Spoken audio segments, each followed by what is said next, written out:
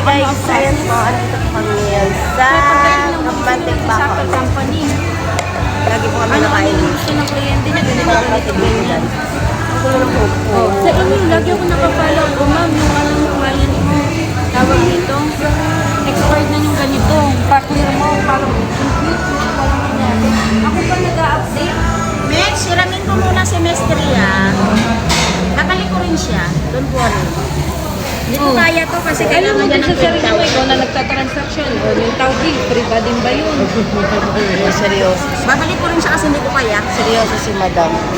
Kaya nga siya, ano Diba? bang ginawa ko? Oh, kinuha ko yung manager ko na ID. Nagbayad ako ng doon. Siya ba? Gagawin niya sa akin magbayad ng tao para sa tulong sa akin? Ma'am Mestria, lakasan mo. Ma'am, lakasan mo yung apoy natin. Nandyan yan Oo. sa kanya.